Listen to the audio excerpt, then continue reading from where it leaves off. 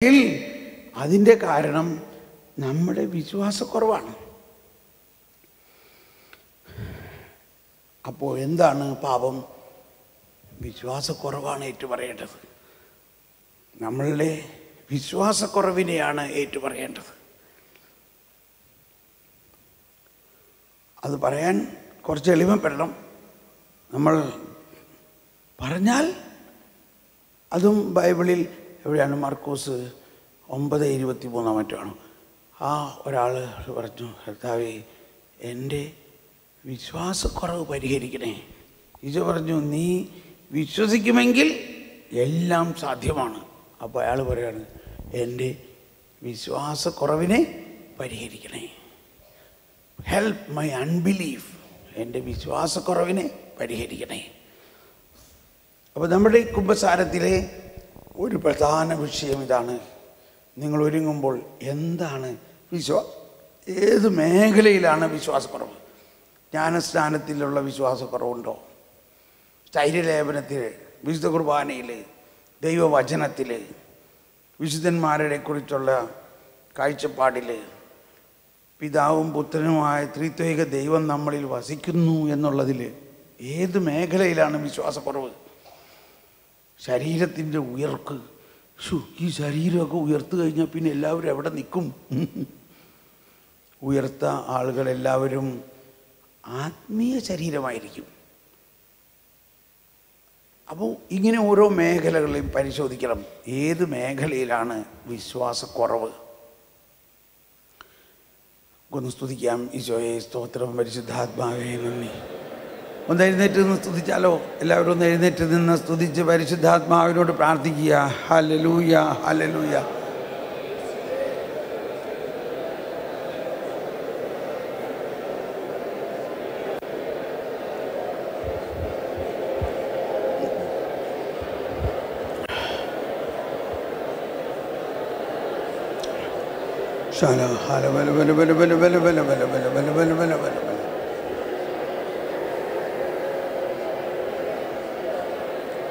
കൃപയ്ക്കുമേൽ കൃപ ചൊരിഞ്ഞൻ ജീവനെ, കൃപയ്ക്കുമേൽ കൃപ ചൊരിഞ്ഞൻ ജീവനെ,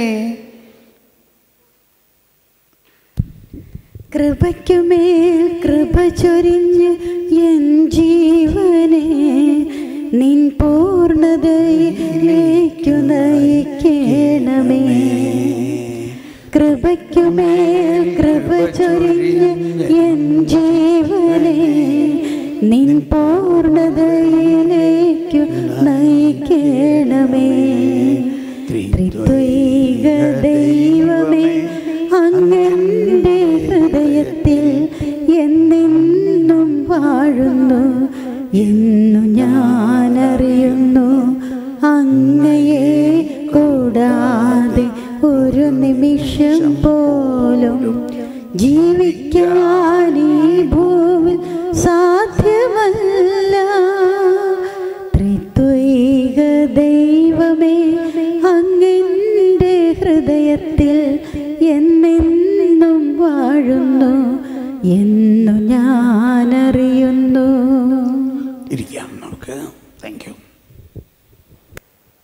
നമ്മൾ സാധാരണ കുമ്പസാരത്തിന് ഒരുങ്ങുമ്പോൾ 10 കൽപ്പനകളെ കുറിച്ച് ചിന്തിച്ച് ആ കൽപ്പനകളാണ് പാപത്തെക്കുറിച്ചുള്ള ബോധ്യം നൽകുന്നത്.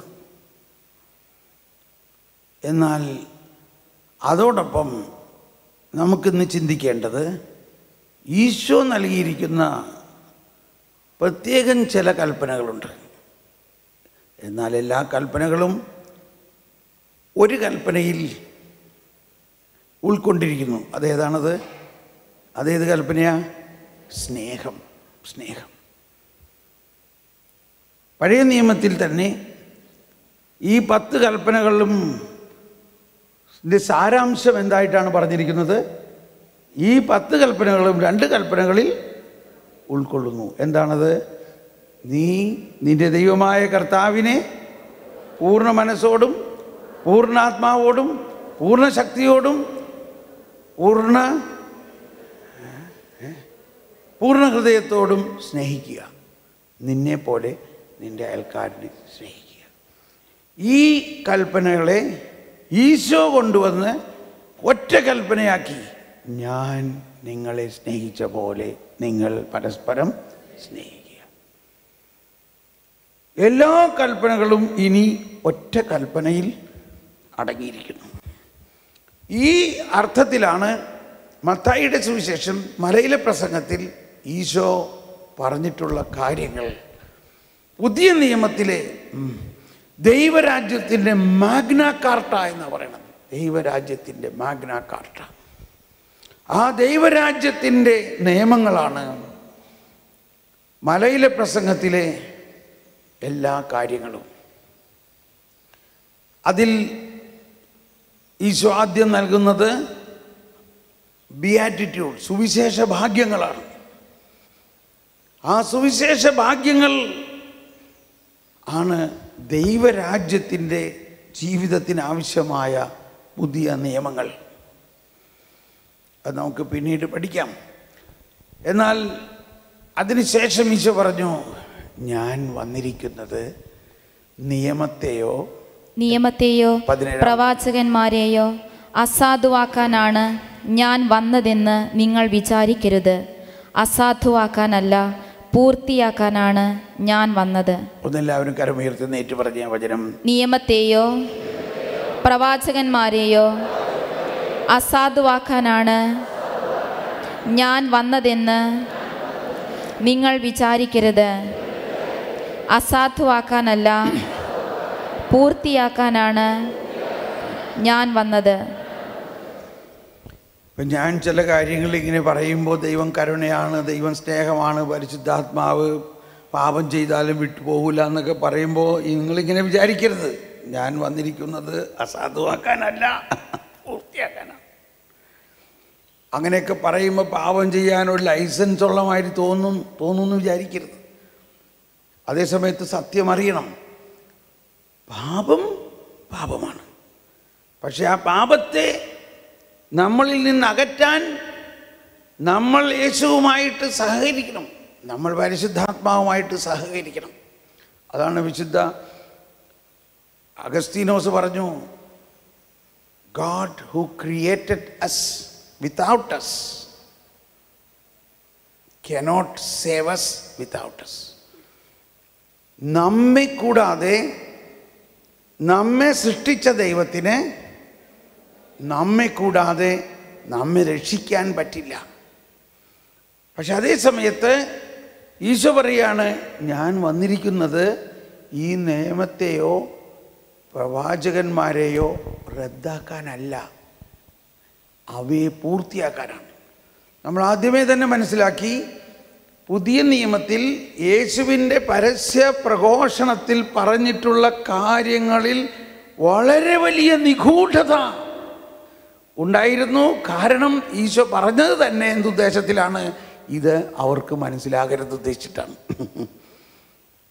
അവർ കണ്ടിട്ടും കാണാതിരിക്കുന്നതിനും കേട്ടിട്ടും ഗ്രഹിക്കാതിരിക്കുന്നതിനും അങ്ങനെ അവർ മനസ്സ് തിരിഞ്ഞ് എൻ്റെ അടുത്ത് വന്ന് അവർ മോചനം പ്രാപിക്കാതിരിക്കുന്നതിനും വേണ്ടിയാണ് അവൻ ഉപമകളിലൂടെ സംസാരിച്ചത്. അതെന്താണെന്ന് നമ്മൾ അന്ന് പഠിച്ചു ഇല്ലേ? എന്തിനാണത്? ഈശോയുടെ പരസ്യ ജീവിതത്തിലൂടെ അല്ല രക്ഷാകര, അല്ലെങ്കിൽ ഈശോയുടെ പരസ്യ ജീവിതത്തിൽ ഈശോ ഫിസിക്കലായിട്ട് വന്ന് എല്ലാവരോടും പാപം ക്ഷമിക്കുക എന്നുള്ളതല്ല. ഇപ്പോൾ നമ്മൾക്കൊക്കെ ഒരു കാലത്ത് ഇങ്ങനൊരു ചിന്ത, എനിക്ക് ആദ്യകാലങ്ങളിൽ ഒരു ചിന്തയുണ്ടായിരുന്നു, എന്തിനാണ് ഈശോ ഈ 3 വർഷം മാത്രം ഇങ്ങനെ വളരെ ചുരുങ്ങിയ നാളിന്ന് ഒരു 10-30 വർഷം അങ്ങ് സുവിശേഷം പ്രഘോഷിച്ചിരുന്നെങ്കിലെന്ന് എൻ്റെ ചിന്തയുണ്ടായിരുന്നു. പിന്നീടാണ് മനസ്സിലായത് അതൊരു വിഡ്ഢിത്തരമായിരുന്നു. ഈശോ വേഗം ഈ പരസ്യം ജീവിതം അവസാനിപ്പിച്ച് കുരിശിൽ മരിച്ചാൽ മാത്രമേ സുവിശേഷം ആകുള്ളൂ. എന്താണ് സുവിശേഷം?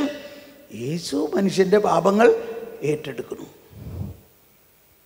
മനുഷ്യൻ പാപം ചെയ്യാതിരിക്കണമെങ്കിൽ യേശു മനുഷ്യൻ്റെ പാപം ഏറ്റെടുക്കണം. അപ്പോൾ ഇത് യേശു തുറന്നങ്ങ് പറയാനും പറ്റില്ല. തുറന്ന് പറഞ്ഞാൽ യേശു ആണ് മിശിഹായെന്ന് എല്ലാവരും അറിയും, പ്രശ്നവും. അതുകൊണ്ട് പരസ്യ സുവിശേഷത്തിലെ വാക്കുകളെല്ലാം ഇനി നിങ്ങൾ വായിക്കുമ്പോൾ അതിനൊരാന്തരികമായ അർത്ഥം വേറെ ഉണ്ടെന്ന് മനസ്സിലാക്കിയിട്ട് എപ്പോഴും ഒരു വചനം വായിച്ചിട്ട് ഇതിൻ്റെ ആന്തരിക അർത്ഥം എന്താണെന്ന് പരിശുദ്ധാത്മാവിനോട് ചോദിക്കണം.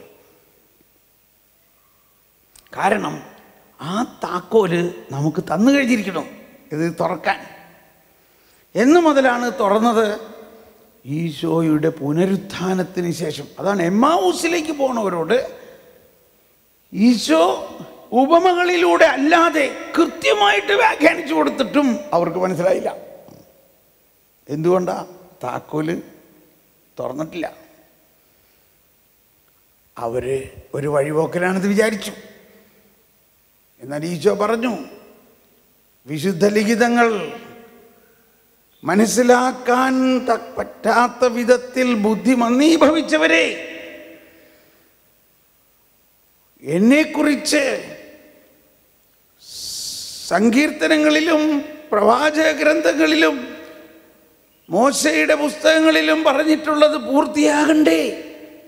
അനന്തരം അവൻ രാവിലെ മുതൽ വൈകുന്നേരം വരെ 12 കിലോമീറ്റർ നടന്ന് ഒരു ഏകദിന കൺവെൻഷൻ നടത്തി. 2 പേർക്ക്. ഒന്നും മനസ്സിലായില്ല അവർക്ക്. പക്ഷേ ഹൃദയത്തിൽ ഒരു ജ്വലനമുണ്ടായി. അങ്ങനെ എന്തോ ഒരു ഇൻറ്റിമസി തോന്നി. ഇദ്ദേഹം നമുക്ക് വേണ്ടപ്പെട്ട ഒരാളാണ്. സായാഹ്നമായി കഴിഞ്ഞപ്പോൾ എമ്മാവൂസ് എത്തി. ഇനി അവരുടെ വീടായി. ഈ ശിഷ്യന്മാരെ കുറിച്ച് നമ്മൾ മനസ്സിലാക്കണം. അവരാരായിരുന്നു? അവർ ക്ലെയോപ്പാസും വേറൊരാളുമായിരുന്നു. വേറൊരാൾ ആരായിരുന്നു? ക്ലെയോപ്പാസിൻ്റെ കൂടെ ഉണ്ടായിരുന്നു വേറെ ആരായിരുന്നു? ക്ലെയോപ്പാസിൻ്റെ ഭാര്യ അവിടെ ജെറുസലേമിൽ കുരിശിൻ്റെ ചോട്ടിലുണ്ടായിരുന്നോ ഇല്ലയോ? ഉണ്ടായിരുന്നു. അപ്പോൾ പിന്നെ അവിടെ നിന്ന് മടങ്ങി പോകുമ്പോൾ ക്ലെയോപ്പാസിൻ്റെ കൂടെ വേറെ വല്ലവരും ആയിരിക്കാമോ? ക്ലെയോപ്പാസും ഭാര്യയായിരുന്നു. അവരൊരു കുടുംബമായിട്ടാണ്. അതുകൊണ്ട് അവിടെ ചെന്നപ്പോൾ പറഞ്ഞു, ഇന്ന് ഞങ്ങളോടൊപ്പം തങ്ങ്.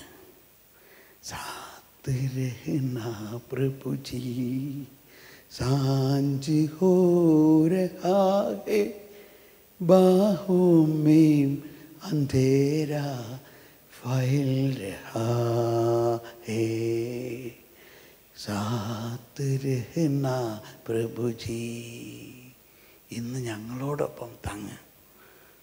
അപ്പോഴും പറയണില്ല, എനിക്ക് അങ്ങ് ദൂരെ പോകാനുണ്ട് കേട്ടോ. എന്തോരടവാ നോക്കി.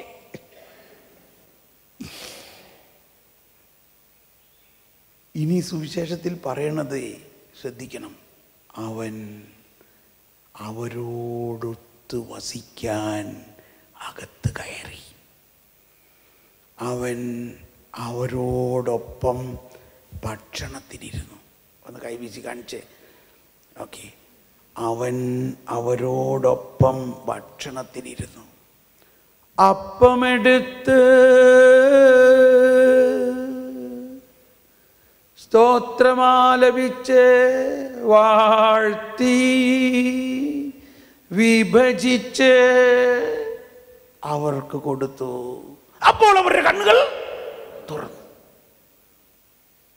അവരവനെ തിരിച്ചറിഞ്ഞു. എന്നാൽ അവൻ അപ്രത്യക്ഷനായി. അവനവിടെ പോയി. അവനവിടെയൊക്കെ നോക്കിയോ? അവരവിടെ അതിൻ്റെ പുറയിൽ വല്ലതും നോക്കി? പുറയിലെങ്ങുമില്ല ആൾ. പക്ഷെ അവർ നോക്കിയില്ല. എന്തുകൊണ്ട് നോക്കിയില്ല? അവർക്ക് നോക്കാൻ തോന്നണില്ല. പക്ഷെ ആളെ കാണാനില്ല. ഇത് അവരുടെ കൂടെ 12 കിലോമീറ്റർ നടന്ന് വചനം വ്യാഖ്യാനിച്ച് തന്ന് ഇപ്പൊ മുമ്പിലിരുന്ന് അപ്പം മുറിച്ച ആളെ കാണാനില്ല. എന്തൊരു ചെപ്പടി വിദ്യത്! ആളെവിടെ പോയി? ആളെവിടെ പോയി? അപ്പമായി മാറി അവരുടെ ഉള്ളിൽ കടന്ന് അവരുടെ ഉള്ളിൽ താക്കോലിട്ട് തുറന്നു.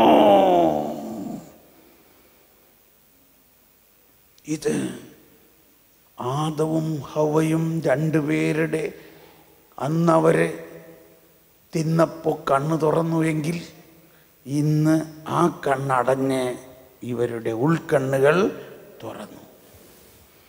മാത്രമല്ല, ഇതൊരു ഹിസ്റ്റോറിക്കൽ എവൻ്റാണ്. ഇത് രണ്ടുപേരുടെ കാര്യമല്ല. ഇത് ഉത്ഥാനം ചെയ്ത കർത്താവ് വിശുദ്ധ ലിഖിതങ്ങൾ അറിയാൻ തക്കവിധം മനുഷ്യവംശത്തിൻ്റെ മുഴുവൻ മനസ്സ് തുറന്നു എന്നുള്ളതാണ്. അന്നു മുതലാണ് വിശുദ്ധ ലിഖിതം വാസ്തവത്തിൽ മനസ്സിലാക്കാൻ പറ്റുന്ന മാതിരി തുറന്നത്. വചനത്തിൻ്റെ ചുരുളഴിയുമ്പോൾ പ്രകാശം പരക്കുന്നത് ഈ ഉത്ഥാനത്തിന് ശേഷമാണ്. അതുവരെ ഇത് പൂട്ടിവെച്ചിരിക്കുകയാണ്. അതാണ് നിക്കോദേമോസിനെ പോലെയുള്ള വചനപാരംഗതൻ പണ്ഡിതനായ നിക്കോദേമോസിന് പോലും ഇത് തുറന്നു കൊടുത്തിട്ടില്ല.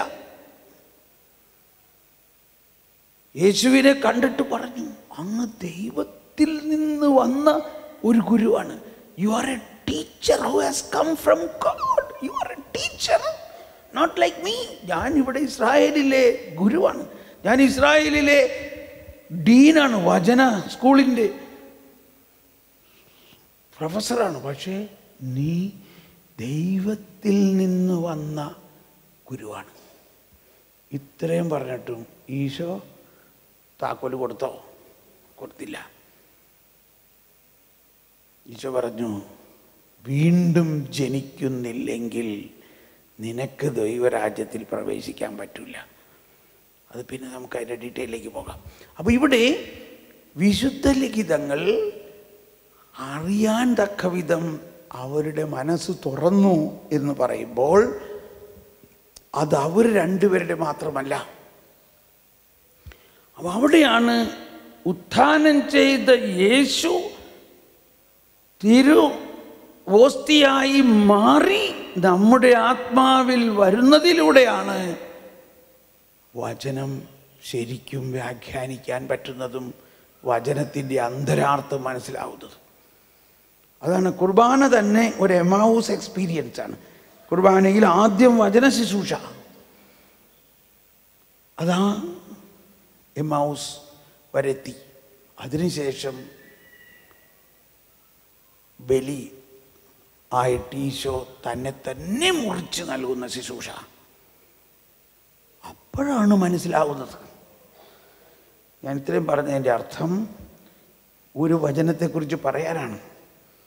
ഈശോ പറഞ്ഞു, മത്തായി 5:17, ഞാൻ വന്നിരിക്കുന്നത് നിയമത്തെയോ പ്രവാചകരെയോ അസാധുവാക്കാനല്ല, മറിച്ച് പൂർത്തിയാക്കാനാണ്. ഇവിടെ എന്തോ ഒരു വാക്കവിടെ വിട്ടുപോയ മാതിരിയാണ്. അവിടെ അതിൻ്റെ അർത്ഥം, അതുപോലെ ഒരുപാട് വചനങ്ങളുടെ അർത്ഥം മനസ്സിലാക്കണമെങ്കിൽ അതിൻ്റെ ഉള്ളിൽ കിടന്ന് മുങ്ങി അങ്ങ് താഴെ പോയിട്ട് എന്താ മുത്തുകൾ പൊക്കിയെടുത്തുകൊണ്ട് വരണം. അവിടെ അത് പറയണതിൻ്റെ അർത്ഥം ഇതാണ്: നിയമവും പ്രവാചകന്മാരും പൂർത്തിയാകുന്നത് സ്നേഹത്തിലൂടെയാണ്. നിയമവും പ്രവാചകരും പൂർത്തിയാകുന്നത്, ഒന്ന് കൈവീശി കാണിച്ച്, ഓ നല്ല മധുരമായ വചനം കേട്ടിങ്ങനെ ഇരുന്ന് ഉറങ്ങാൻ നല്ല സുഖം, ഉറങ്ങിക്കോ.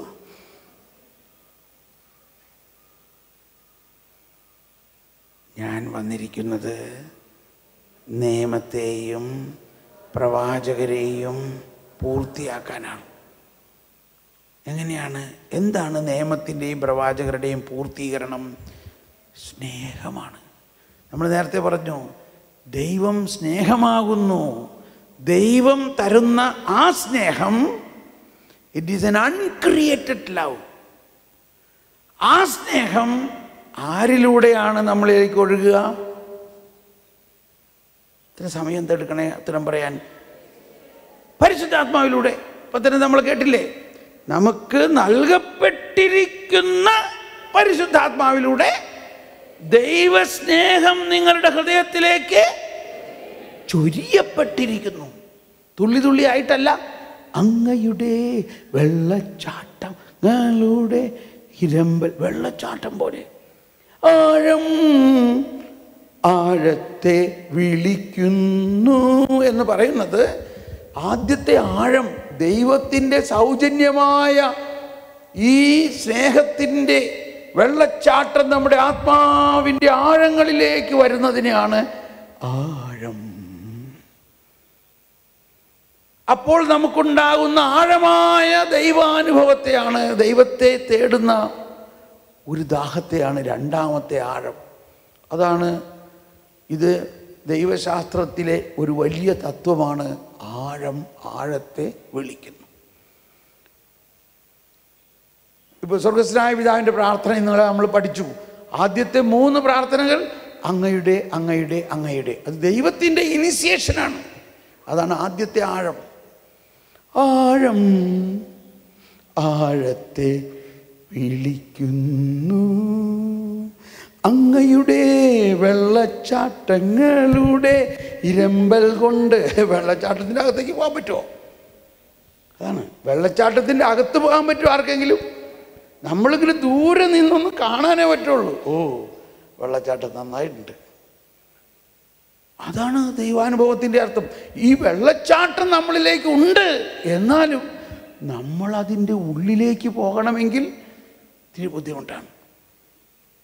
പക്ഷേ ഉള്ളിൽ പോകാണ്ട് തന്നെ അതിൻ്റെ എരമ്പൽ കേൾക്കുമ്പോഴേക്കും നമുക്ക് ആഴമായ ഒരു ദൈവാനുഭവം ഉണ്ടാകുന്നു. അങ്ങയുടെ വെള്ളച്ചാട്ടങ്ങളുടെ ഇരമ്പൽ കൊണ്ട് ആഴം ആഴത്തെ വിളിക്കുന്നു, അങ്ങയുടെ തിരമാലകളും ഓളങ്ങളും എൻ്റെ മീതെ കടന്നു പോകുന്നു.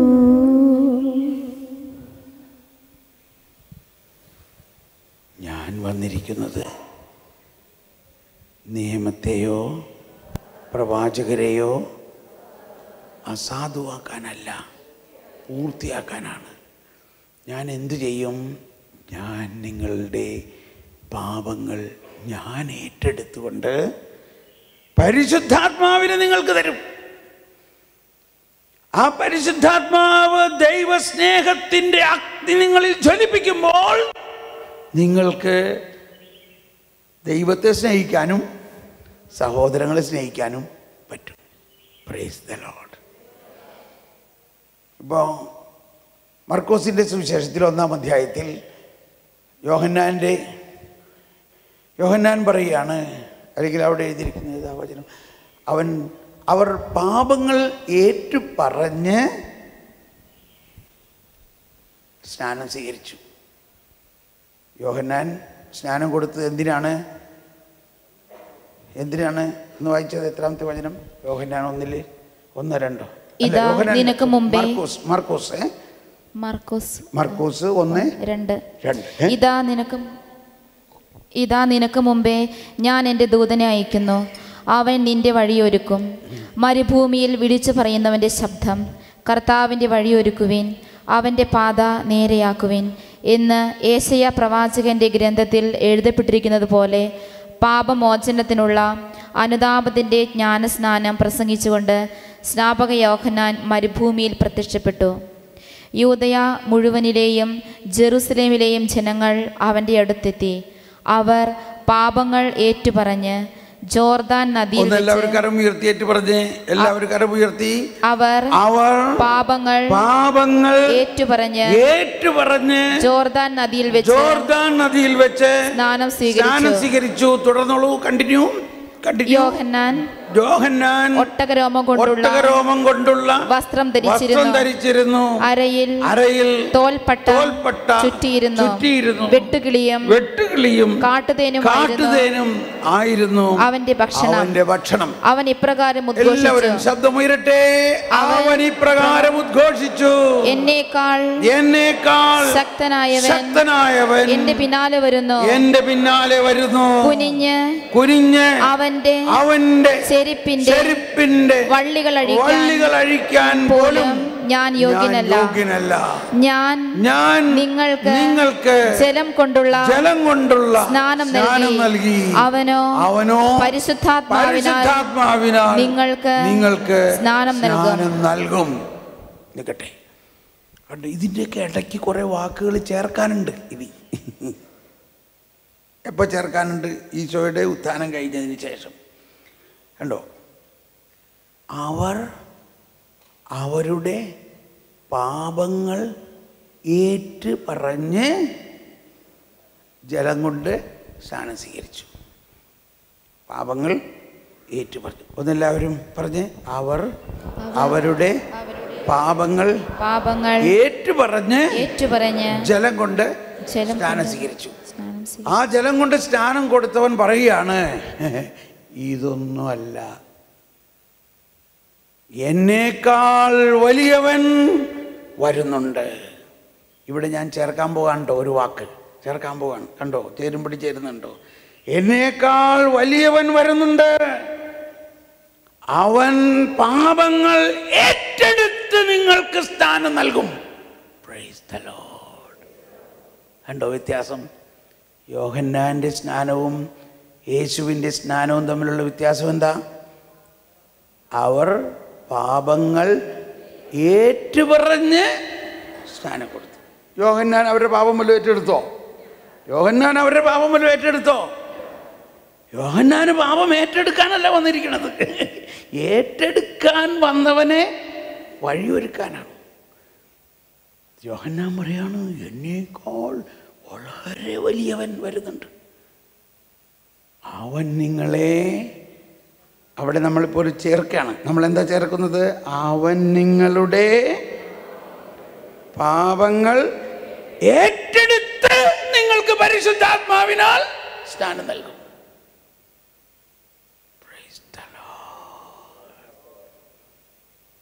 നിങ്ങളിത് വിശ്വസിക്കുന്നുവോ? നിങ്ങളുടെ പാപങ്ങൾ കർത്താവ് ഈശോ മിശിഹ ഏറ്റെടുത്തുവോ? നിങ്ങൾക്ക് പരിശുദ്ധാത്മാവിനെ എങ്ങനെ കിട്ടി? ഈശോ പറഞ്ഞു, ഞാൻ പോയാലേ അവൻ വരികയുള്ളൂ. ഞാൻ പോയാലേ എന്ന് പറഞ്ഞാൽ എന്താണ്? ഞാൻ പോകണം. ഞാൻ എൻ്റെ ജീവൻ കുരിശിൽ ആത്മദാനമായി നൽകിയാലേ പരിശുദ്ധാത്മാവ് വരികയുള്ളൂ. പരിശുദ്ധാത്മാവ് അതിനു മുമ്പുണ്ടായിരുന്നില്ലേ? യേശു ജനിച്ചത് തന്നെ പരിശുദ്ധാത്മാവിലൂടെയല്ലേ? അതാണ് ആ പരിശുദ്ധാത്മാവിൻ്റെ ഒരു ക്രോണോളജിക്കൽ ഡെവലപ്മെൻ്റാണ് രക്ഷാകര പദ്ധതിയിൽ. പണ്ടും പരിശുദ്ധാത്മാവ് ഉണ്ടായിരുന്നു. എന്നാൽ യേശുവാകുന്ന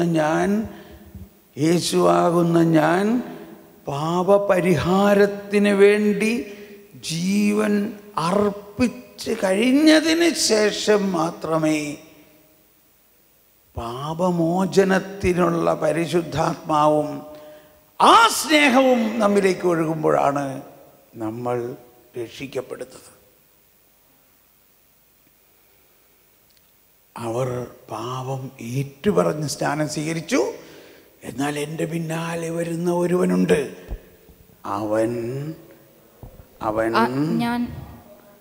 അവനോ പരിശുദ്ധാത്മാവിനാൽ നിങ്ങളെ പരിശുദ്ധാത്മാവിനാൽ സ്നാനം നൽകും. പക്ഷെ അതിൻ്റെ ഇടയിൽ എന്താണ് നമ്മൾ ചേർക്കുന്നത്?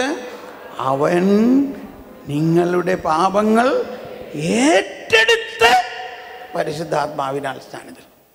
പാപങ്ങൾ ഏറ്റുപറയുന്ന സ്നാനം ഒന്ന്, പാപങ്ങൾ ഏറ്റെടുത്ത് തൻ്റെ ജീവൻ മോചനദ്രവ്യമായി നൽകിക്കൊണ്ട്.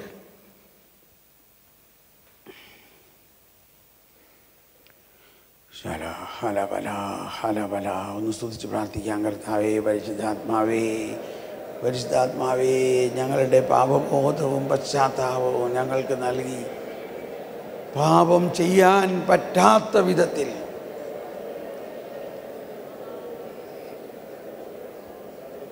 അപ്പോൾ ഇന്ന് നമ്മൾ കുമ്പസാരിക്കുമ്പോൾ ഈ കുമ്പസാരത്തിലൂടെ നമ്മുടെ പാപങ്ങൾ, അതായത് ഈശോ നമ്മുടെ പാപങ്ങൾ ഏറ്റെടുത്തു എന്ന് ദൃഢമായി വിശ്വസിച്ചുകൊണ്ട് ആ ഏറ്റെടുക്കലിന് ശേഷം നമുക്ക് അർഹമായിട്ടുള്ള കൃപ ഈ കുമ്പസാരത്തിലൂടെ നമുക്ക് ലഭിക്കാൻ പോവുകയാണ്. അതിലൂടെ ഇനിമേൽ ഈ പാപങ്ങൾ ഒന്നും നമ്മൾ ചെയ്യില്ല എന്ന് വിശ്വസിക്കണം. 1 യോഹന്നാൻ 2:1 1 യോഹന്നാൻ 2:1-2 വായിക്കാം. എന്റെ കുഞ്ഞുമക്കളെ നിങ്ങൾ പാപം ചെയ്യാതിരിക്കേണ്ടതിനാണ് ഞാനിവ നിങ്ങൾക്ക് എഴുതുന്നത്. എന്നാൽ എല്ലാവരും ഏറ്റു പറഞ്ഞുകൊണ്ട് ഉച്ചത്തിൽ, എന്നാൽ ആരെങ്കിലും പാപം ചെയ്യാനിടയായാൽ തന്നെ പിതാവിന്റെ സന്നിധിയിൽ നമുക്ക് ഒരു മധ്യസ്ഥനുണ്ട്, നീതിമാനായ യേശുക്രിസ്തു. അവൻ നമ്മുടെ പാപങ്ങൾക്ക് പരിഹാര ബലിയാണ്. നമ്മുടെ മാത്രമല്ല ലോകം മുഴുവന്റെയും പാപങ്ങൾക്ക്. ഇതെല്ലാം പറയുമ്പോൾ നമുക്കൊരു സംശയമുണ്ട്. അപ്പം അങ്ങനെയാവുമ്പോൾ നമ്മൾ എന്ത് ചെയ്താലും കുഴപ്പമില്ലെന്നാണോ? അതുകൊണ്ട് അങ്ങനെ പറയണ്ടട്ടാ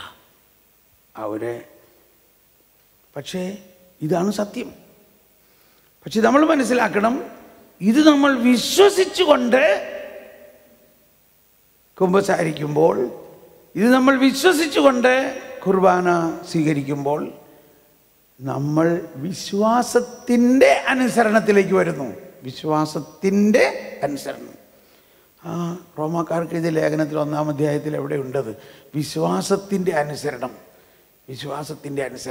റോമർ 1-ലുണ്ട്, നമ്പർ എനിക്ക് ഓർമ്മയില്ല.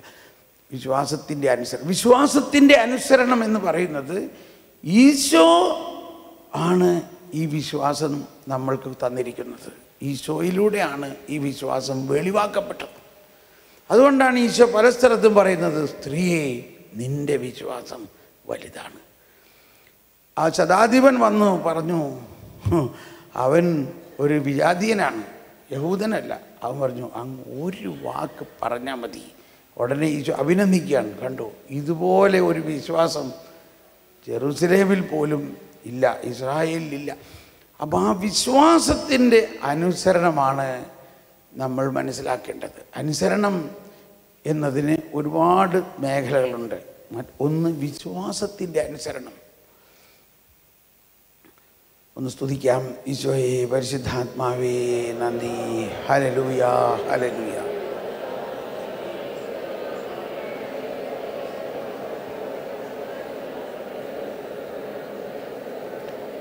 Praise the Lord. ഇപ്പോഴും നമ്മൾ ദൈവനീതിയെക്കുറിച്ച് തുറന്നിട്ടില്ല. അത് കുമ്പസാരം കഴിഞ്ഞിട്ട് നമുക്ക് പഠിക്കാം. പക്ഷെ അതിനു മുൻപ് ഈ ഒരു സൂചനയായിട്ട് നമ്മൾക്കൊന്ന് കേൾക്കാം. ഇപ്പോൾ 5:17 ശേഷം പറയുകയാണ്. 5:19-20 വായിക്കാം. മത്തായി 5:19-20. മത്തായി 5:19-20. ഈ പ്രമാണങ്ങളിൽ ഏറ്റവും നിസ്സാരമായ ഒന്ന് ലംഘിക്കുകയോ ലംഘിക്കാൻ മറ്റുള്ളവരെ പഠിപ്പിക്കുകയോ ചെയ്യുന്നവൻ സ്വർഗരാജ്യത്തിൽ ചെറിയവനെന്ന് വിളിക്കപ്പെടും. എന്നാൽ അതനുസരിക്കുകയോ പഠിപ്പിക്കുകയും ചെയ്യുന്നവൻ സ്വർഗരാജ്യത്തിൽ വലിയവനെന്ന് വിളിക്കപ്പെടും. നിങ്ങളുടെ നീതി. അതാണ് നീതിയിലേക്ക് നമ്മൾ കാൽ വയ്ക്കുകയാണ്. ഇപ്പോൾ നിങ്ങളുടെ നീതി എല്ലാവരും ഏറ്റു പറഞ്ഞുകൊണ്ട് നിയമജ്ഞരുടെയും ഫരിസയരുടെയും നീതിയെ അതിശയിക്കുന്നില്ലെങ്കിൽ നിങ്ങൾ സ്വർഗരാജ്യത്തിൽ പ്രവേശിക്കുകയില്ലെന്ന് ഞാൻ നിങ്ങളോട് പറയുന്നു. കാര്യം സീരിയസ് ആയിപ്പില്ലേ? ആദ്യം ഈശോ പറഞ്ഞു, ഞാൻ വന്നിരിക്കുന്നത് നിയമത്തെയും പ്രമാണങ്ങളെയും ഒന്നും റദ്ദാക്കാനല്ല, പൂർത്തിയാക്കാനാണ്. പക്ഷെ എങ്ങനെയാണ് ഈ പൂർത്തിയാകുന്നത്? പൂർത്തിയാകുന്നത് ഈശോ ഒരു പുതിയ നിയമം കൊണ്ടുവരുന്നു. ആ പുതിയ നിയമം അനുസരിച്ച് പരിശുദ്ധാത്മാവിലൂടെ ദൈവസ്നേഹം നമ്മളിൽ നിറയുന്നു. ആ ദൈവസ്നേഹം നമ്മളിൽ നിറയുമ്പോൾ സ്നേഹം നിയമത്തിൻ്റെ പൂർത്തീകരണമാണ്. ആ സ്നേഹം നമ്മളിൽ നിറയുമ്പോൾ പ്രമാണങ്ങളുടെ അന്തസത്ത എന്താണ്? ദൈവത്തെ സ്നേഹിക്കുക, മനുഷ്യനെ സ്നേഹിക്കുക. ഇത് സംഭവിക്കും. എന്നാൽ ഇത് സംഭവിക്കണമെങ്കിൽ, ഈ പൂർത്തീകരണത്തിലൂടെയുള്ള ദൈവസ്നേഹം നമ്മളിൽ ലഭിക്കണമെങ്കിൽ ഒന്ന് ചെയ്യണം: യേശുക്രിസ്തുവിൽ വിശ്വസിക്കണം. ഫരിസേയരും നിയമജ്ഞരും അവരുടെ സ്വന്തം ശക്തി കൊണ്ട് നിയമം പാലിക്കും എന്ന് കർക്കശമായി തീരുമാനിച്ചിരിക്കുന്നു. അങ്ങനെ അവർ നിയമം പാലിക്കുന്നത് കൊണ്ട് നീതീകരിക്കപ്പെടില്ല. ഇതിപ്പോൾ മനസ്സിലാവില്ല, പിന്നീട് ഒരു സൂചനയാണ്. പിന്നെ എങ്ങനെയാണ്? അതാണ് 19:20 പറയുന്നത്. ഇപ്പൊ ശ്രദ്ധിക്കുക: നിങ്ങളുടെ നീതി നിയമജ്ഞരുടെയും ഫരിസേയരുടെയും നീതിയെ അതിശയിക്കുന്നില്ലെങ്കിൽ ഒന്ന് കൈവിശയ്യോ പെട്ടെന്ന് ഉറങ്ങണം. മനസ്സിലായി? ദൈവനീതി എന്ന് പറഞ്ഞപ്പോഴേ ഉറക്കാൻ തുടങ്ങി. ആ ടോപ്പിക്ക് ഇത് കുംഭസാരം കഴിഞ്ഞിട്ട് പഠിക്കാം. അപ്പം ഇതിവിടെ നിർത്താം നമുക്ക്, ഇല്ലേ? ഒന്നുകൂടി ഏതായാലും കേട്ടോ. നിങ്ങളുടെ നീതി, എല്ലാവരും, നിയമജ്ഞരുടെയും ഫരിസേയരുടെയും നീതിയെ അതിശയിക്കുന്നില്ലെങ്കിൽ നിങ്ങൾ സ്വർഗരാജ്യത്തിൽ പ്രവേശിക്കുക പോലുമില്ല.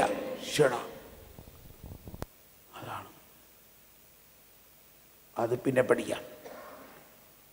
പക്ഷേ ഒരു കാര്യം മനസ്സിലാക്കണം: ഈ മലയിലെ പ്രസംഗത്തിൽ 3 അധ്യായമാണ്.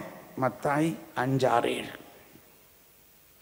ഇനി നമ്മൾ മുഴുവനും പറയാൻ പോകുന്നത് മത്തായി 5, 6, 7 ഇത് പറയുമ്പോഴൊക്കെ ഞാൻ ഓർക്കുന്നത്, ഞങ്ങളൊക്കെ ചെറുപ്പമായിരുന്നപ്പോൾ ഞങ്ങളുടെ നാട്ടിൽ ഒരച്ഛനുണ്ടായിരുന്നു.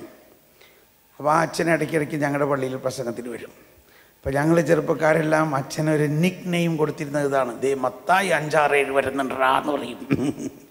അച്ഛൻ പ്രസംഗം പറയാൻ തുടങ്ങിയാൽ എല്ലാ ദിവസവും എന്ത് വചനം, ലൂക്കയുടെ ആയിരിക്കാം, മർക്കോസ് ആയിരിക്കാം, യോഹന്നാനായിരിക്കാം, പക്ഷേ അച്ഛൻ അത് 2 വാക്ക് പറഞ്ഞു കഴിഞ്ഞ ഉടനെ പറയും മത്തായി 5, 6, 7 ഇങ്ങനെ പറയണു. കാരണം പിന്നീടാണ് മനസ്സിലായത് ഈ മത്തായി 5, 6, 7 മലയിലെ പ്രസംഗമാണ് സുവിശേഷം, അഥവാ സുവിശേഷത്തിൻ്റെ സാരാംശം, അഥവാ ദൈവരാജ്യത്തിൻ്റെ രഹസ്യങ്ങൾ. ഇത് വാസ്തവത്തിൽ ബൈഹാർട്ടാക്കണം. പക്ഷെ നമ്മളിപ്പോൾ എല്ലാ സുവിശേഷവും ബൈഹാർട്ടാക്കണം എന്നുള്ളതാണല്ലോ. പക്ഷെ എന്നിരുന്നാലും നമ്മൾ ഇതിനെ ഊന്നൽ കൊടുക്കണം. പലരോട് ഞാൻ പറയാറുണ്ട്, മുഴുവൻ സുവിശേഷവും കാണാപ്പാഠം പഠിച്ചില്ലെങ്കിലും മത്തായി 5, 6, 7 കാണാപ്പാഠം പഠിക്കണം. ഇനി നമ്മുടെ ജീവിതത്തിൻ്റെ പാത മത്തായി 5, 6, 7. ഈ മത്തായി 5, 6, 7 സെൻട്രൽ പോയിന്റ് 5, 6, 7. അപ്പോൾ സെൻട്രൽ ഏതാണ്? 6. ആ 6ലാണ് നമ്മൾ ഇന്നലെ പഠിച്ച സ്വർഗസ്ഥനായ പിതാവേ എന്നുള്ള പ്രാർത്ഥന. അപ്പോൾ മത്തായി 5, 6, 7 സെൻട്രൽ പോയിന്റ് സ്വർഗസ്ഥനായ പിതാവേ എന്നുള്ള പ്രാർത്ഥനയാണ്. അങ്ങനെ ദൈവരാജ്യത്തിൻ്റെ രഹസ്യങ്ങൾ അടങ്ങുന്ന ഈ 5, 6, 7 5-ാം അധ്യായത്തിൽ കോൺട്രവേഴ്സ്യലായിട്ടാണ് ഈശോ പറയണത് പലതും. ഈ ഫരിസേയരുടെ നീതിയും ദൈവനീതിയും തമ്മിലുള്ള വ്യത്യാസമാണ് ആദ്യം പറയുന്നത്. അതിൽ പറയുന്നുണ്ട്, നിങ്ങൾ കേട്ടില്ലേ, എന്നാൽ ഞാനിങ്ങനെ പറയുന്നു. വിശദാംശത്തിലേക്ക് പിന്നെ പോകാം, ഒരു സൂചനയാണ്. 6-ാം അധ്യായത്തിൽ ഈ ദൈവരാജ്യത്തിൽ പ്രവേശിക്കണമെങ്കിൽ ഫരിസേയരും നിയമജ്ഞരും പ്രാർത്ഥിച്ച പോലെ പ്രാർത്ഥിച്ചാൽ പോരാ. ദൈവം പിതാവാണെന്നും നമ്മൾ മക്കളാണെന്നും ഉള്ള ഒരു ഒരു ഒരു ഉടമ്പടി ബന്ധത്തിൻ്റെ അടിസ്ഥാനത്തിലാണ് നമ്മൾ പ്രാർത്ഥിക്കേണ്ടത്. അതിപ്പോൾ നമ്മൾ കുറേ വിവരിച്ചു കഴിഞ്ഞു. ഇനി 7-ാം അധ്യായത്തിൽ പറയുന്നത് ഇന്ന് കുമ്പസാരിക്കാനുള്ള വിഷയമാണ്. ശ്രദ്ധിക്കണം, ഇപ്പം ആരും ഉറങ്ങരുത്. 7-ാം അധ്യായം 1 മുതൽ 1 വായിച്ചോ. ഇതാണ് പ്രധാനമായിട്ട് ഇന്ന് കുമ്പസാരത്തിൽ എടുക്കേണ്ട കാര്യം.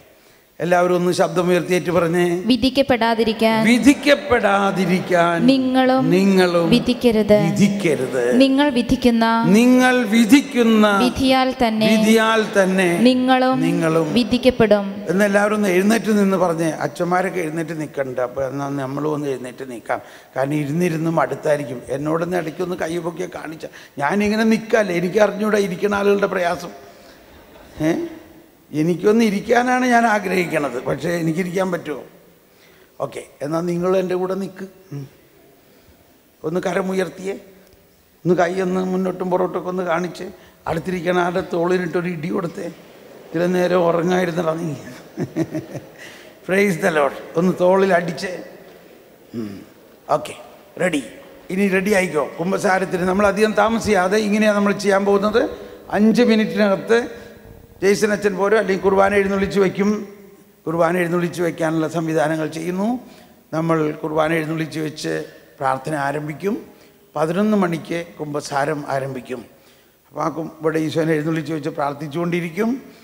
നിങ്ങൾ അത്യാവശ്യം വെള്ളം കുടിക്കാനുള്ള ആ സമയത്ത് വെള്ളം കുടിക്കാനൊക്കെ പോകുക. അത് കഴിഞ്ഞ് വന്നിട്ടിരുന്ന് പ്രാർത്ഥിക്കുകയും കുറേ പേര് കുമ്പസാരിക്കുന്നു. കുമ്പസാരം കഴിഞ്ഞ് വന്ന് ഇവിടെ ഇരുന്ന് പ്രാർത്ഥിക്കാം. ഓക്കെ, അപ്പോൾ വായിച്ചോളൂ. ഇത് കുമ്പസാരത്തിൻ്റെ പ്രത്യേകമായിട്ട് ശ്രദ്ധിക്കേണ്ട കാര്യമാണ്. ഇതെല്ലാവർക്കും പറയാനുള്ള വകുപ്പുണ്ട്. എന്താണത്? വിധിക്കപ്പെടാതിരിക്കാൻ നിങ്ങളും വിധിക്കരുത്. നിങ്ങൾ വിധിക്കുന്ന വിധിയാൽ തന്നെ നിങ്ങളും വിധിക്കപ്പെടും. നിങ്ങൾ അളക്കുന്ന അളവ് കൊണ്ട് തന്നെ നിങ്ങൾക്കും അളന്നു കിട്ടും. നീ സഹോദരൻ്റെ കണ്ണിലെ കരട് കാണുകയും നിന്റെ കണ്ണിലെ തടിക്കഷ്ണം ശ്രദ്ധിക്കാതിരിക്കുകയും ചെയ്യുന്നത് എന്തുകൊണ്ട്? അഥവാ നിന്റെ കണ്ണിൽ തടിക്കഷ്ണം ഇരിക്കെ സഹോദരനോട് ഞാൻ നിന്റെ കണ്ണിൽ നിന്നും കരടെടുത്ത് കളയട്ടെ എന്ന് എങ്ങനെ പറയും? കപടനാട്യക്കാരാ, ആദ്യം സ്വന്തം കണ്ണിൽ നിന്ന് തടിക്കഷ്ണം എടുത്ത് മാറ്റുക. അപ്പോൾ സഹോദരൻ്റെ കണ്ണിലെ കരടെടുത്ത് കളയാൻ നിനക്ക് കാഴ്ച തെളിയും. ഓക്കെ, ഇത്രയും മതി. ഇരിക്കാം. ഇനി നമ്മൾ ദൈവനീതിയെക്കുറിച്ച് പറയുന്നതിന് ഒരു ആമുഖമെന്ന് വിചാരിച്ചാൽ മതി. മത്തായി 5:6-7 ദൈവരാജ്യത്തിലേക്ക് പ്രവേശിക്കുന്നതിന് നമ്മളൊക്കെ തടസ്സപ്പെടുത്താവുന്ന ഒന്ന് നമ്മിലുള്ള ഫരിസേയ മനോഭാവമാണ്. അതാണ് പറഞ്ഞത്, നിങ്ങളുടെ നീതി ഫരിസേയരെ പോലെയാണെങ്കിൽ നിങ്ങൾ സ്വർഗരാജ്യത്തിൽ പ്രവേശിക്കുകയില്ല. നമ്മൾ യേശുക്രിസ്തുവിലൂടെയാണ് സ്വർഗരാജ്യത്തിൽ പ്രവേശിക്കുന്നത്. കൽപ്പനകളുടെ പാലനത്തിലൂടെ അല്ല. ഫരിസേയരും നിയമജ്ഞരും യേശുക്രിസ്തുവിനെ വിട്ടു. അവർക്ക് അവർക്ക് അറിഞ്ഞുകൂടാ ഇത് യേശുക്രിസ്തു ആണെന്ന് തന്നെ. അത് നമ്മുടെ ആചാര്യ ഔസേപ്പിൻ്റെ മോനാണെന്ന് അവർക്കിപ്പോൾ അറിയുള്ളൂ. ക്രിസ്തു വരുമെന്ന് അവരിപ്പോഴും പ്രതീക്ഷിച്ചുകൊണ്ടിരിക്കുകയാണ്. അവർ വിചാരിക്കണത് ഈ കൽപ്പന കണിശമായിട്ട് അനുസരിച്ചാൽ കയറും എന്നാണ്. അതുകൊണ്ട് അവരെല്ലാവരുടെയും പുറകെ നടക്കണത്. അവനെ നോക്കി, അവനെന്താ ചെയ്യണേ? അവനെ ശ്രദ്ധിക്കണം കേട്ടോ, അവൻ ശരിയല്ല, അവനെ പിടിക്ക്.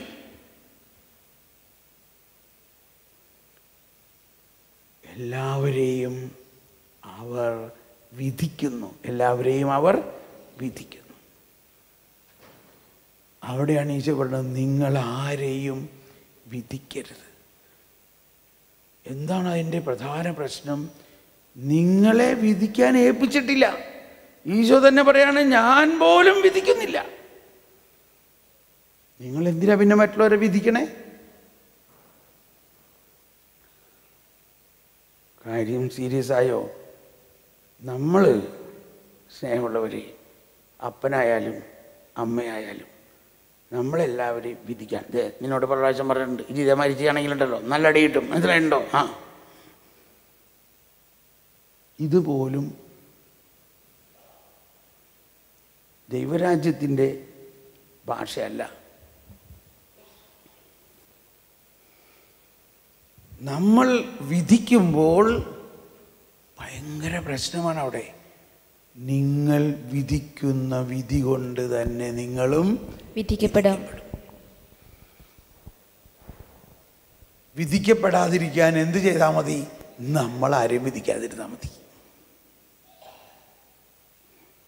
അത് അടുത്തെങ്ങ് നടക്കും തോന്നണില്ല. ഞാനിത് പറയുമ്പോഴൊക്കെ ഓർമ്മ വരുന്നത്, എൻ്റെ ഒരു സുഹൃത്തിൻ്റെ വീട്ടിൽ ഞാൻ പോയി.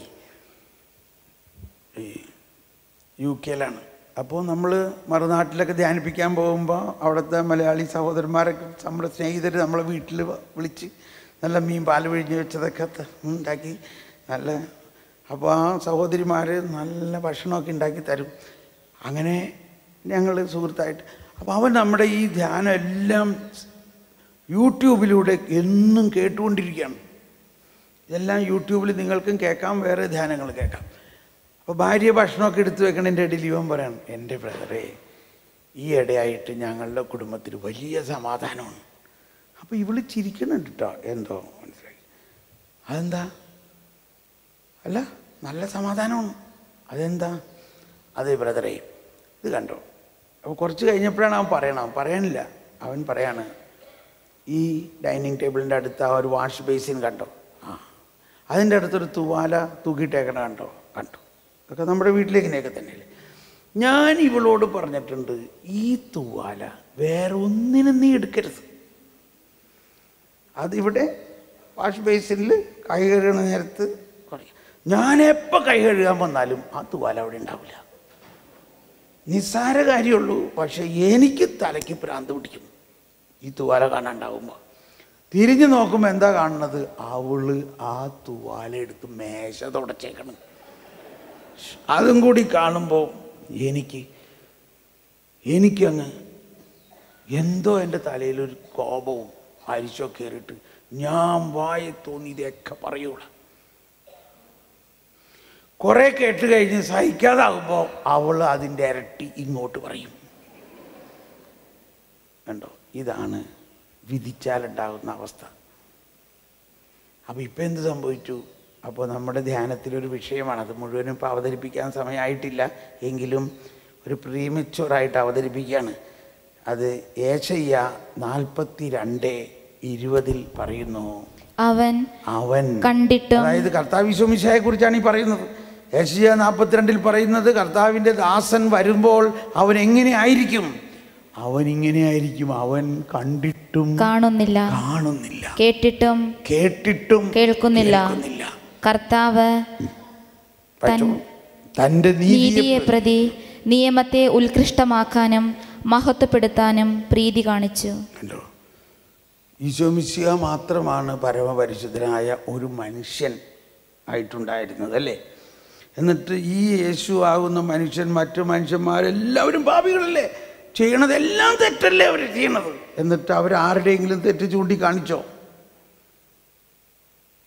യേശു മത്തായിയുടെ വീട്ടിൽ ചെന്നിട്ട്, മത്തായി ഇത്ര മോശമായിട്ടുള്ള ആളാണ്, അവൻ്റെ വീട്ടിൽ പോലും കാൽ കുത്തരുതെന്ന് അവിടെ ഫരിസേയർ ആരും അവൻ്റെ വീട്ടിൽ കയറില്ല. അങ്ങനെയുള്ള സ്ഥലത്ത് യേശു കടന്നു ചെന്നു. എന്നിട്ട് ഈ മത്തായിയുടെ പാപങ്ങൾ വല്ലതും നോക്കി അവനെ വിധിച്ചോ? ഇത് പരിശുദ്ധ പിതാവ് കുറച്ച് നാൾ മുമ്പ് പറഞ്ഞ ഒരു പ്രസംഗത്തിലുള്ളതാണ്. കർത്താവ് അവൻ്റെ പഴയ കാര്യങ്ങൾ ഒന്നും നോക്കിയില്ല, മറിച്ച് അവനിൽ എന്ത് കണ്ടു? അവനിൽ ആരെ കണ്ടു? ഒരു അപ്പസ്തോലനെ കണ്ടു. അവനിൽ 4 സുവിശേഷകർത്താക്കളിൽ ഒരു സുവിശേഷകർത്താവിനെ കണ്ടു. ഇതാണ് സ്നേഹമുള്ളവരെ ദൈവനീതി.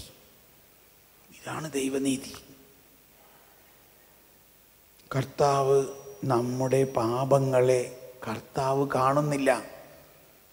പക്ഷെ കുമ്പസാരിക്കുമ്പോൾ നമ്മൾ കാണുന്നത് കർത്താവിൻ്റെ കൃപ നമ്മളിലേക്ക് ചൊരിയപ്പെടേണ്ടതിന് നമ്മുടെ പാപങ്ങൾ ഏറ്റുപറഞ്ഞ് നമ്മൾ കുമ്പസാരിക്കണം.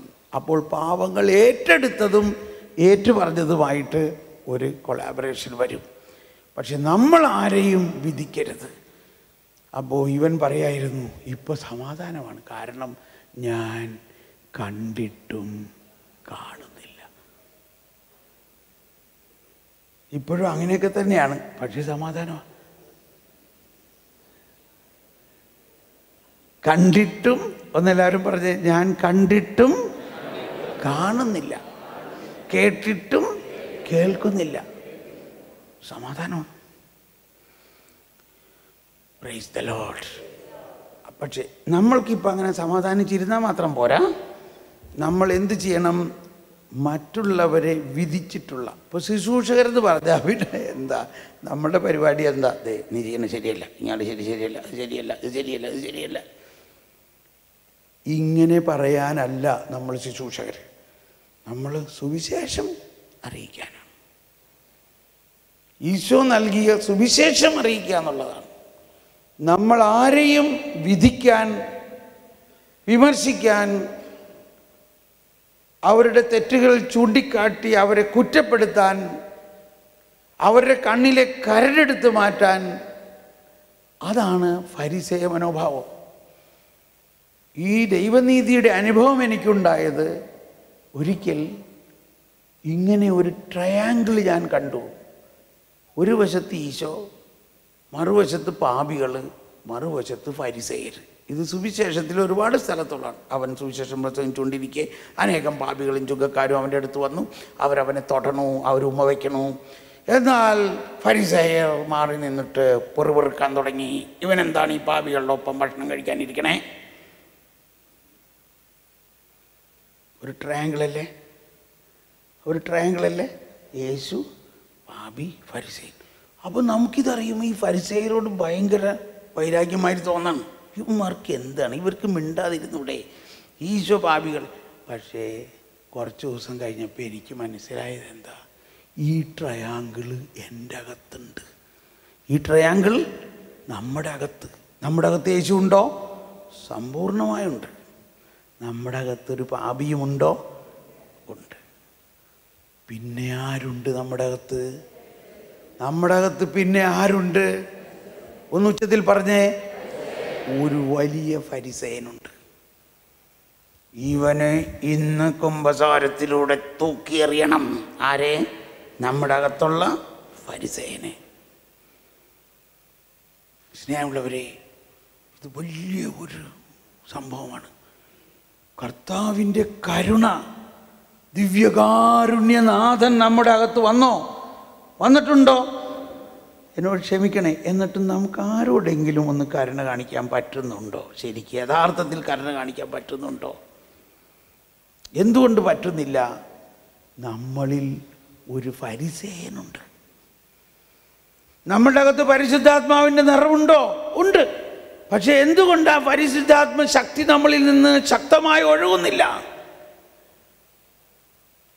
നമ്മൾ പറഞ്ഞു, പാപം ചെയ്താൽ പരിശുദ്ധാത്മാവ് നമ്മളെ വിട്ടു പോകുന്നില്ല. പക്ഷേ പാപാവസ്ഥയിൽ നമ്മളിലുള്ള പരിശുദ്ധാത്മാവിൻ്റെ കൃപാവരത്തിൻ്റെ പ്രവർത്തനം ശുഷ്കിച്ചു പോകുന്നു, ജ്വലിക്കുന്നില്ല.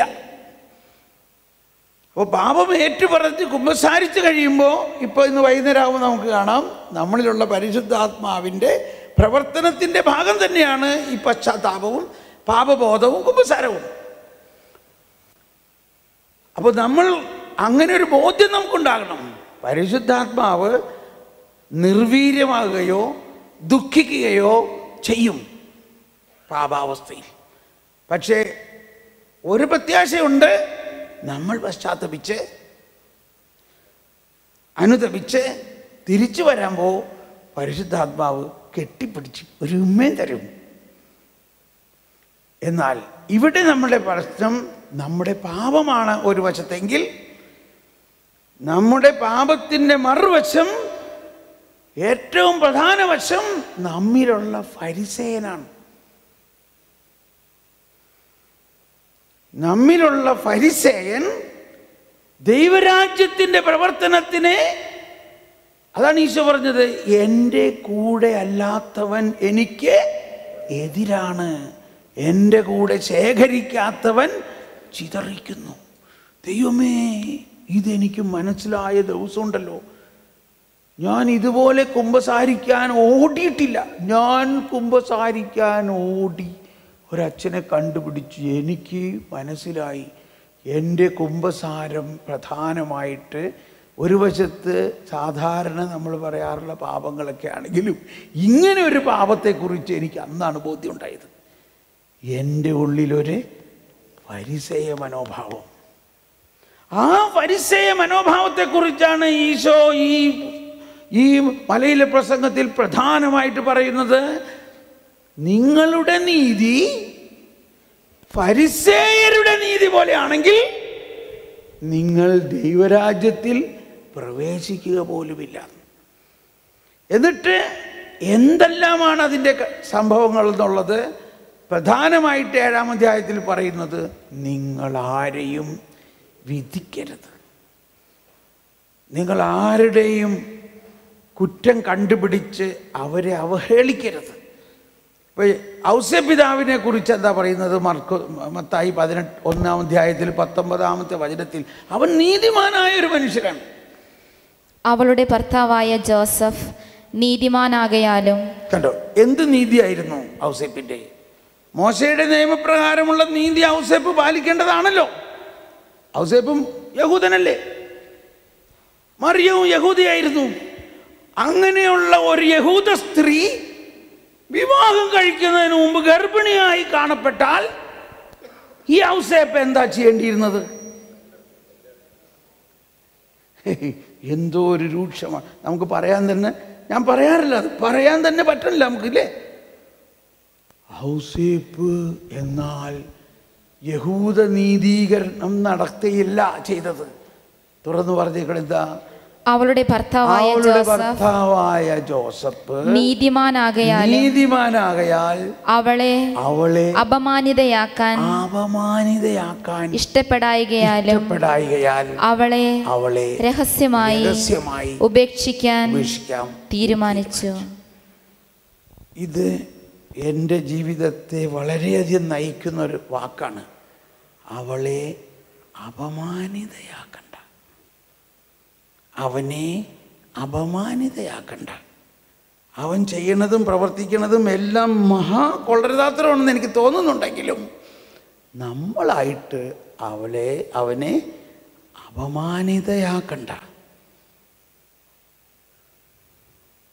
ഇപ്പം നമ്മൾ ആരെങ്കിലും കണ്ടു, ശരിയല്ല കേട്ടോ, ഇത് ഇങ്ങനെ വിട്ടപ്പോയില്ല, അവനെ ശരിക്കും പറഞ്ഞ് മനസ്സിലാക്കണം, അത് പ്രാർത്ഥനാ ഗ്രൂപ്പിൽ പറയണം, പരസ്യമായിട്ട് പറയണം, അവനെ അവഹേളിക്കണം.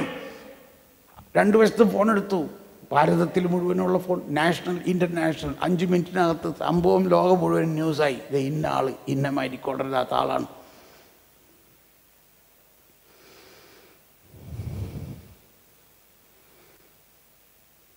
ഇതാണ് നമ്മളിലുള്ള ഫരിസേയ സ്വഭാവം. നമ്മൾ ശുശ്രൂഷകരാണ്, അതുകൊണ്ട് നമുക്ക് ഒരുപാട് പബ്ലിക് കോണ്ടാക്റ്റുകളുണ്ട്. ഈ പബ്ലിക് കോണ്ടാക്റ്റുകളെല്ലാം സുവിശേഷത്തിനായിട്ടാണ്. നമ്മൾ മറ്റുള്ളവരെ അപമാനിതയാക്കുന്ന തരത്തിൽ ഒരു ഫരിസേയ മനോഭാവത്തിൽ അവരുടെ കുറ്റങ്ങളെ മറ്റുള്ളവരോട് പറഞ്ഞു പരത്തുന്നതിലല്ല. യേശുക്രിസ്തു കണ്ടിട്ടും കാണുന്നില്ല എന്ന് മാത്രമല്ല ചെയ്തത്, യേശുക്രിസ്തു അവരുടെ കുറ്റം എന്ത് ചെയ്തു? അവൻ ഏറ്റെടുത്തു. അതാണ് ക്രിസ്ത്യാനി. യേശുക്രിസ്തു എന്ത് ചെയ്തു? കുറ്റം മറ്റുള്ളവരുടെ ഏറ്റെടുത്തു. നമുക്കറിയാം, കൊച്ചുത്രേസ്യയുടെയും അൽഫോൻസാമയുടെയൊക്കെ ഫിലിമിൽ കണ്ടിട്ടുണ്ട്. കൊച്ചുത്രേസ്യയുടെ ഫിലിമിൽ കണ്ടിട്ടുണ്ട്, ഒരു ഫ്ലവർ വാസ് താഴെ വീണ് പൊട്ടി. കൊച്ചുത്രേസ്യ അവിടെ നിൽക്കണ്ടായിരുന്നു, പക്ഷെ ഫ്ലവർ വാസ് പൊട്ടിച്ചത് കൊച്ചുത്രേസ്യയല്ല, വേറൊരു സിസ്റ്ററാണ്. എന്തോ കാരണം കൊണ്ട് ആ പൊട്ടിക്കിടക്കണ ഫ്ലവർ വാസ് അവിടെ കിടക്കണ സ്ഥലത്ത് കൊച്ചുത്രേസ്യ നിൽക്കുമ്പോഴാണ് സുപ്പീരിയർ കണ്ടത്. സുപ്പീരിയർ പറഞ്ഞു, നീ പൊട്ടിച്ച്, നീ എന്താണ് ചെയ്തത്? കുറേ വഴക്ക് പറഞ്ഞിട്ട്. കൊച്ചുത്രേസ്യ ഒന്നും മിണ്ടിയില്ല. 2-3 ദിവസം കഴിഞ്ഞപ്പോൾ സുപ്പീരിയറിൽ